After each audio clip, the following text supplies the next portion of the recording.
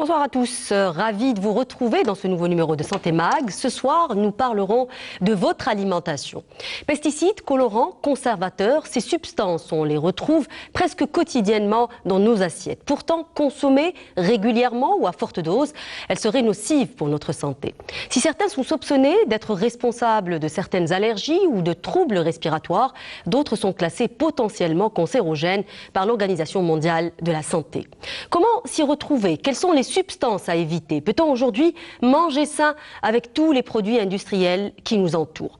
Pour en parler justement et pour répondre à toutes ces questions, j'ai le plaisir de recevoir ce soir Dr Houbi Abdelkrim. Vous êtes pédiatre et allergologue. Bonsoir. Bonsoir. Merci d'avoir accepté notre invitation.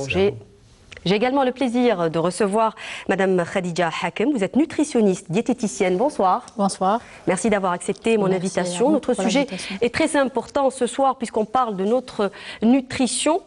On sait ce que c'est qu'un colorant, on sait ce que c'est qu'un pesticide.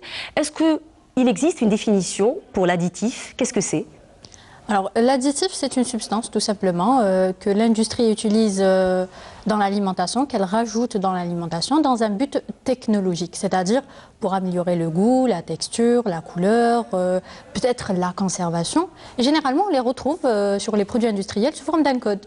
Un E suivi de 3 à 4 chiffres, dont le premier chiffre est indicateur justement de la famille des additifs, soit un colorant, par exemple E100 jusqu'à E199, c'est des colorants. Oui. E200 jusqu'à E299, c'est des conservateurs, etc. Donc le premier chiffre est indicateur de la famille des additifs. Absolument. Alors docteur Houbi, est-ce qu'on a vraiment besoin de rajouter des additifs dans notre alimentation, tout compte fait? Bon.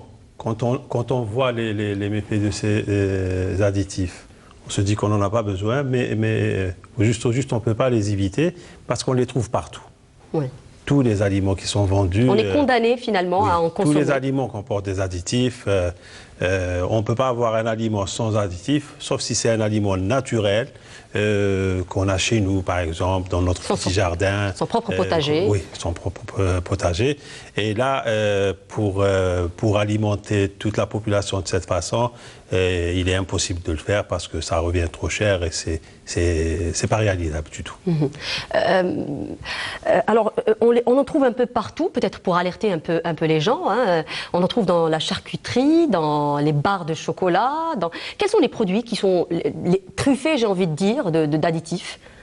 Moi, je dirais que, en tant que pédiatre, je dirais surtout tout ce qui est bonbons et gâteaux pour enfants. On remarque que les bonbons sont trop colorés, trop beaux et trop bons parce qu'il y a un additif qui améliore le goût. Et il y a aussi dans les viandes aussi, les viandes transformées surtout, charcuterie et autres. On peut dire que tout ce qui est bon comporte des additifs. Oui. Voilà. Absolument. Je vais vous proposer, messieurs, dames, de regarder justement un reportage qui revient justement sur notre consommation des produits industriels et comment le contrôle est-il fait justement pour le lancement de ces produits. Voyez ce reportage signé Farida Ben Muslim. Dans la plupart des aliments, on trouve des additifs alimentaires dont la liste est longue et dont le langage est mystérieux. Colorants, conservateurs, édulcorants, émulsifiants, largement utilisés dans les aliments dits transformés pour améliorer leur saveur et leur texture. Et il y en a beaucoup qui sont très nocifs pour la santé, mais malheureusement, le consommateur ne connaît pas ça.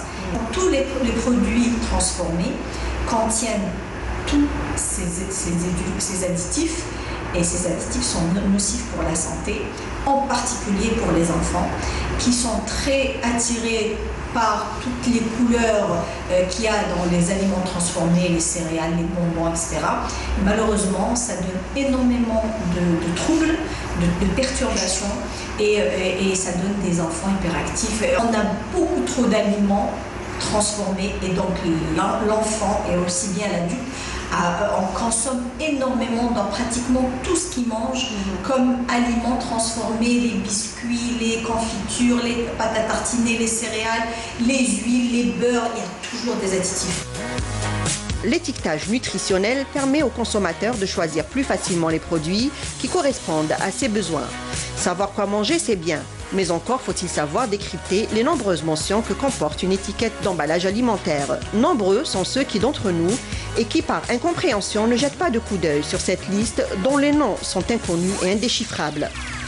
Les perturbateurs hormonaux, avant on n'en avait pas autant, des enfants autistes et des enfants trisomiques, maintenant on en a beaucoup et peut-être qu'il n'y a pas de preuves scientifiques mais des preuves statistiques qui disent que tous ces perturbateurs hormonaux, conservateurs, colorants, édulcorants et additifs nocifs pour la santé participent activement à toutes ces pathologies et sont aussi en gros cancérigènes.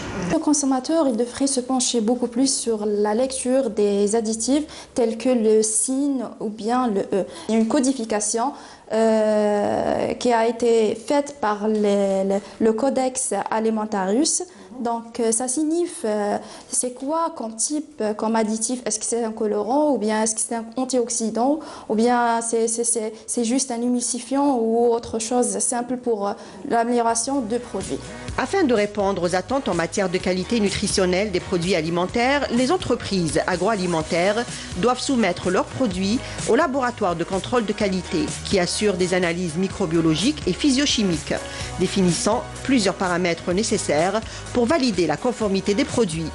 Généralement, on fait les analyses pour les produits agroalimentaires tels que les gâteaux, les chocolats, les bonbons, les boissons, etc. Même l'eau, même les huiles, etc. Et on fait les analyses bactériologiques et aussi physico-chimiques, bactériologiques pour chercher les germes et savoir est-ce que ce produit est contaminé ou pas. Et la qualité physico-chimique, généralement, pour faire ce tableau, le valeur énergétique de ce produit, la matière grasse, les calories, l'extrait sec, l'humidité et aussi les minéraux qui existent dans ce genre de produits. Épaississants, gélifiants, stabilisants, colorants, si les additifs sont vigoureusement réglementés, ils restent souvent sujets à controverse. Il est donc bon de rappeler que l'alimentation est notre première médecine, comme le dit si bien Hippocrate. Faisons alors le bon choix. Ce n'est pas toujours vraisemblablement facile de faire le bon choix. Les additifs donc sont là pour changer la couleur, la texture ou le goût, mais certains sont cancérogènes. Alors est-ce qu'il y a une réglementation finalement qui nous protège, notamment par rapport aux produits importés, j'ai envie de dire ? Pour les produits importés, légalement, je pense qu'il n'y a pas une réglementation. Par rapport aux additifs alimentaires, par rapport à la dose alimentaire, enfin, les additifs alimentaires dans les produits alimentaires, si, mais elle est basée beaucoup plus sur la quantité d'un additif dans un produit et non pas sur le cocktail d'additifs dans un même produit. Et c'est ça qui est dangereux en fait, c'est le cocktail des additifs dans un produit. C'est le fait qu'on en trouve plusieurs dans le même produit. Parfaitement. Oui.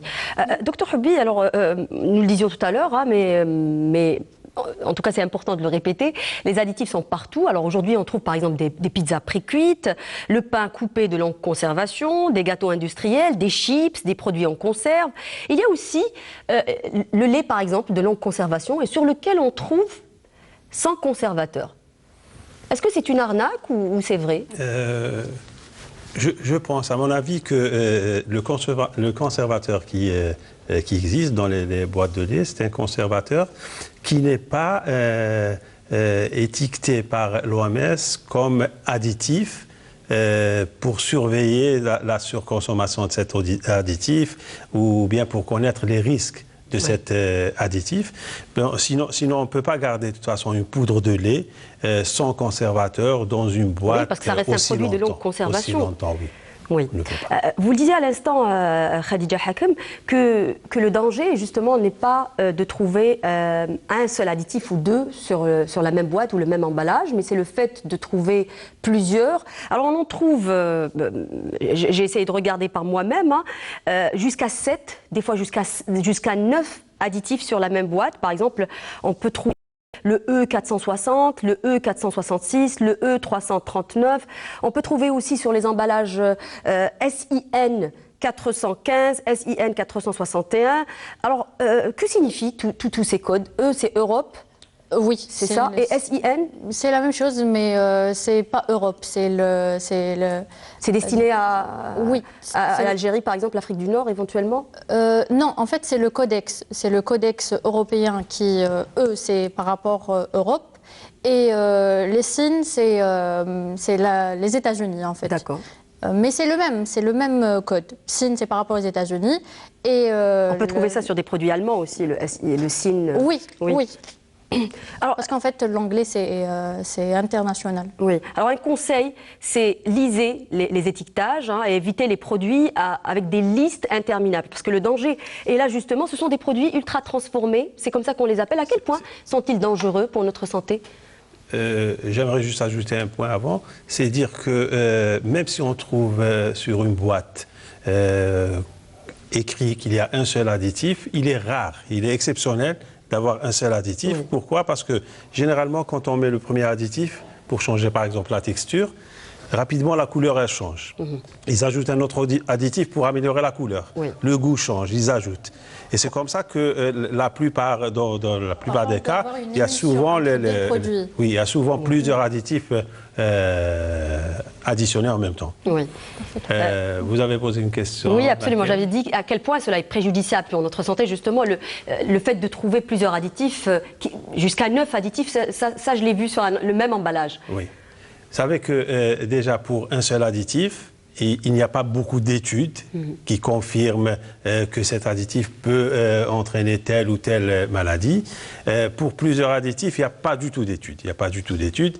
Et on sait que selon les maladies qui se développent en ce moment, on sait que ces additifs-là, plus ils sont ensemble, plus ils deviennent encore nocifs. Oui. C'est comme dans l'allergie. Dans l'allergie, par exemple, il y a un allergène qui a un degré, mais s'il rencontre d'autres allergènes, la réaction encore elle sera plus grave. Oui. Plus grave. Je vous propose juste de regarder un spot publicitaire et on revient juste après.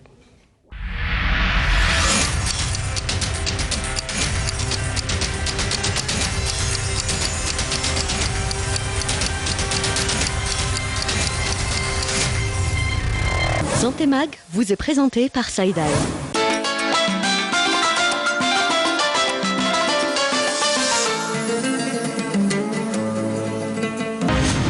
رائد في صناعة الأدوية الجميسة، الجودة في صميم اهتماماتنا، إنجازات وتحديات، مشاريع واعدة في الأفق. ثقتكم هي قوتنا، خبرتنا في خدمة صحتكم. سايدان، مؤسسة في أوج النمو.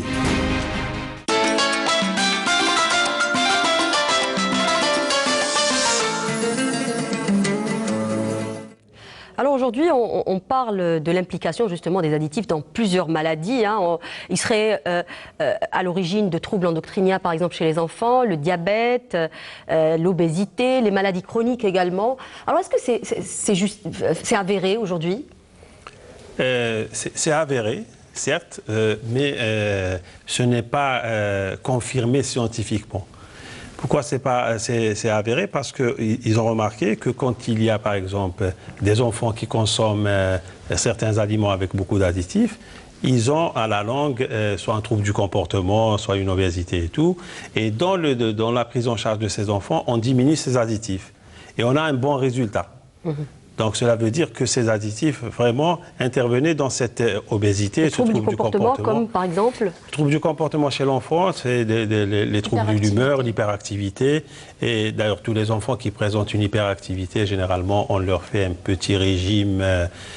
Les additifs, est-ce qu'on soupçonne un additif particulier, par exemple les édulcorants ou l'excès de sucre dans les produits industriels? Non, un additif particulier, non, dans le trouble du comportement de l'enfant, mais tout ce qui est hyper sucré, il aggrave encore le trouble du comportement, il entraîne l'hyperactivité chez l'enfant.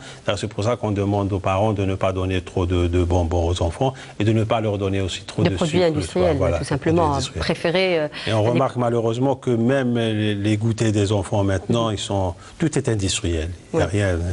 Pour les femmes enceintes, est-ce qu'elles sont vulnérables aussi aux additifs? Effectivement. C'est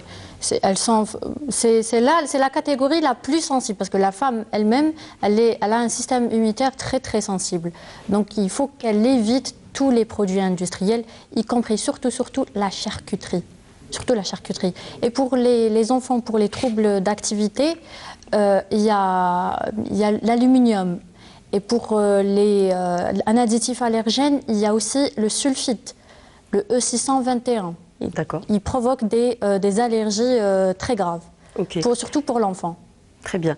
Alors, il y a aussi le rapport entre les additifs et le cancer qui est aujourd'hui vérifié. Ouais. Il y a eu plusieurs études qui ont prouvé l'implication des additifs dans certains cancers, notamment le cancer du sein, par rapport à leur teneur en graisse sucrée, ce qui constitue un facteur de risque très important aussi, Dr Hobby. Le cancer du sein chez la femme, le cancer anorectal aussi chez l'homme aussi. Oui. Et de toute façon, tous les cancers, ils ont quand même une relation avec notre mode alimentaire. Oui. Notre mode alimentaire. Et vu que l'alimentation, comme on l'a dit au début, elle comporte partout des additifs, donc on ne peut incriminer que ces additifs. Oui. Sinon, une alimentation sans additifs, on voit par exemple les gens avant, ils mangeaient sans additifs ou peu d'additifs. Mais ils avaient une plus longue vie avec bonne santé, si on veut. Donc c'est important. Oui, on reste sur les enfants parce qu'ils passent beaucoup de temps dehors. Hein. Le moment du goûter est un moment privilégié dans lequel nous pensons faire du bien, peut-être en leur donnant des sucreries. Vous parliez tout à l'heure des bonbons colorés, les biscuits industriels aussi. Alors, à quel point ceci est dangereux et quelle est l'alternative ? Quelle est l'alternative? Ce n'est pas toujours facile de trouver un bon goûter. Vous qui êtes nutritionniste, qu'est-ce que vous pouvez nous conseiller? Alors, c'est vrai que l'enfant, en phase de croissance, il a besoin d'un apport régulier d'énergie. Mais la collation de 10 heures n'est pas indispensable pour un enfant. La collation qui est indispensable pour l'enfant, c'est la collation de 16 heures. À 10 heures, l'enfant n'a pas besoin de collation. Il a besoin de jouer à l'école, dans la cour. Mais il doit prendre... Plutôt travailler sur le petit-déj. Il doit prendre son petit déjeuner. Il doit prendre un petit déjeuner très varié et Alors, complet. le petit déjeuner, qu'est-ce que vous conseillez déjà? Il faut éviter peut-être les céréales qu'on achète, notamment les céréales importées. Ça, parce que tous les produits industriels. Voilà, parce que ça, c'est des produits en plus ultra transformés, avec des listes. Alors, pour les reconnaître, ce sont des produits avec de beaux emballages, avec des listes interminables où il y a beaucoup de monde, c'est ça, avec des ingrédients qu'on ne comprend pas, d'ailleurs. Avec un caractère très petit, c'est fait exprès d'ailleurs, pour ne pas pouvoir lire. Oui. Voilà. Et pour alors, le petit-déj, on revient un peu sur le petit-déj, oui. Le petit-déj, il doit être vraiment varié et complet. Bon, le petit-déj, généralement, il doit être gras. Enfin, la bonne graisse. Par exemple, du fromage, de l'huile d'olive. Non, du beurre, non. Du beurre, non, d'accord. C'est la mauvaise graisse. L'huile d'olive, du fromage. Bon, après, pour les personnes qui peuvent se permettre, pourquoi pas... Du beurre végétal, peut-être, non? Ça aussi, c'est une arnaque. On peut faire des pâtes à tartiner. Des pâtes à tartiner healthy, par exemple à base de beurre d'amande. On peut les faire à la maison, mixer les amandes avec une cuillère de l'huile d'argan ou l'huile de coco ou l'huile d'olive en rajoutant une cuillère de cacao noir et ça donne une pâte à tartiner qui attire les enfants. Parce qu'il ne faut surtout pas prendre de pain de mie ou de pain industriel. Ça, c'est à éviter aussi. Ça c'est sûr. Voilà. Il faut préparer le pain à la maison avec de farines variées, pas la farine blanche bien sûr, la farine par exemple de caroube, la farine de riz, la farine d'avoine, oui. Voilà. Il faut avoir déjà un apport en graisse, un apport en amidon, au sucre complexe, et éventuellement légèrement protéiné. Bon, protéines comme les œufs, par exemple, le matin, c'est très bon pour l'enfant. Oui. Après, le goûter, ils peuvent prendre à la limite des amandes ou une pomme. Mais sinon, à 10 heures pour les enfants, c'est fait pour jouer, pour une activité physique. D'accord. Donc, il n'est pas nécessaire d'avoir une collation le matin, ça on l'a compris. Alors, on parle aussi d'additifs naturels. Alors, il y a les additifs chimiques, on en parle depuis tout à l'heure, il y a aussi les additifs d'origine naturelle. Est-ce que c'est mieux ou est-ce qu'on peut les reconnaître déjà? Les additifs naturels, ils sont utilisés depuis des siècles. Oui. Ils sont peut-être à base de végétaux? Oui, donc les additifs naturels, il y a beaucoup moins de risques. Il y a beaucoup moins de risques parce que déjà c'est naturel, donc on n'a rien fait pour transformer ce produit, alors que le produit, l'additif synthétique, à la base, ce n'est pas un aliment. C'est synthétique, c'est produit pour améliorer le goût ou la texture. On disait tout à l'heure qu'il y avait des additifs qui sont utilisés pour graisser les avions.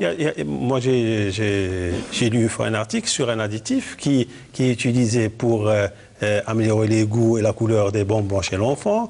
Il est utilisé dans le dentifrice, il est utilisé dans la crème solaire, il est utilisé aussi pour les moteurs d'avion pour éviter l'érosion.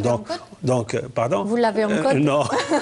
donc, pour moi, s'il est utilisé pour lutter contre l'érosion d'un moteur, ça veut dire que c'est un additif quand même solide.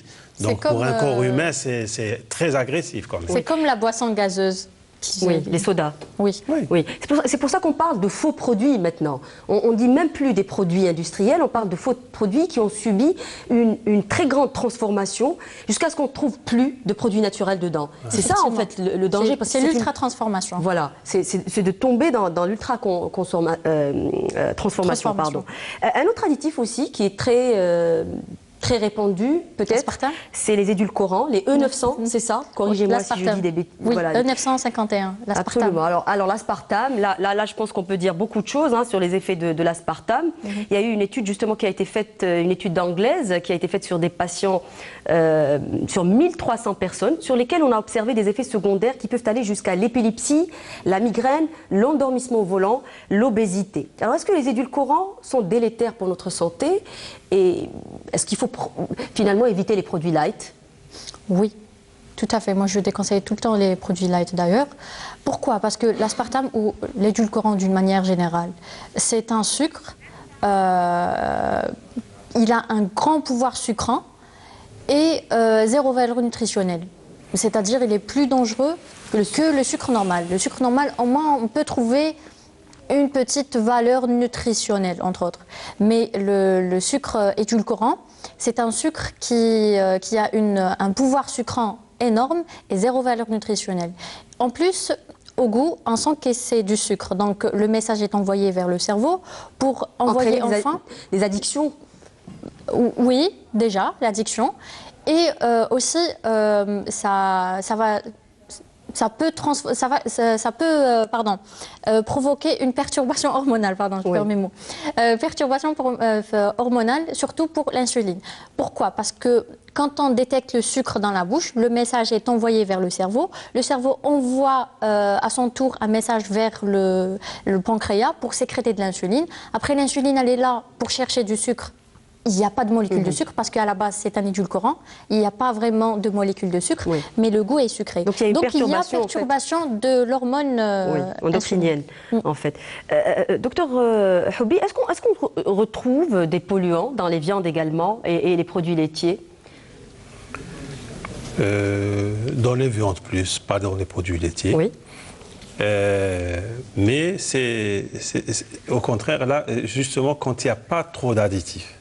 Parce que finalement, l'additif, il a un côté positif, qui est la conservation de cet aliment à un état, si on veut, même si c'est superficiel, à un état où il peut être consommable et consommé après un mois, après 2 mois. Parce que si on laisse un aliment sans additif, on a la pollution microbienne rapidement, 24-48 heures. Il faut consommer rapidement. Il faut consommer rapidement. Voilà. Alors, il nous reste peu de temps. On va peut-être terminer sur ce n'est pas des additifs, mais c'est un produit aussi qui peut être nocif pour la santé, en l'occurrence les pesticides. Alors là aussi, parce qu'on a tendance à dire éviter les produits industriels, manger beaucoup de légumes et de fruits, mais là aussi, il y a beaucoup... Voilà, on tombe aussi dans le piège des résidus de pesticides. Alors comment peut-on éviter tout cela? Est-ce que c'est évitable encore une fois? Ou alors on est condamné encore une fois à manger et à consommer des résidus de pesticides ou d'insecticides? Disons qu'on est pratiquement dans le même niveau, mais les produits industriels, quand même, ça reste des produits dangereux, chimiques, et dangereux. Mais ça va, pour l'alimentation naturelle, on peut retirer quand même une certaine valeur nutritionnelle. Après, il y a des gestes, des gestes hygiéno-diététiques ou hygiène de vie qu'il faut faire. Par exemple, les fruits, il faut bien frotter la peau avec des lavettes ou... Parce que là aussi, il y a des conservateurs aussi pour les fruits importés, par exemple. Oui, parfaitement, surtout la pomme et tout. Donc, soit éplucher le fruit, soit bien laver le fruit avec une lavette et non pas sous l'eau directement. Oui. On arrive à la fin de cette émission. Le temps s'est écoulé très rapidement. Merci messieurs, dames d'avoir participé à cette émission. Alors, vous retiendrez, chers téléspectateurs de cette émission, qu'il faut se méfier des produits industriels, éviter les produits où vous pouvez trouver des ingrédients interminables. Ce sont les plus dangereux. Merci de nous avoir prêté attention. Je vous donne rendez-vous dans une semaine. N'oubliez pas de nous rejoindre sur la page Facebook de l'émission. Au revoir.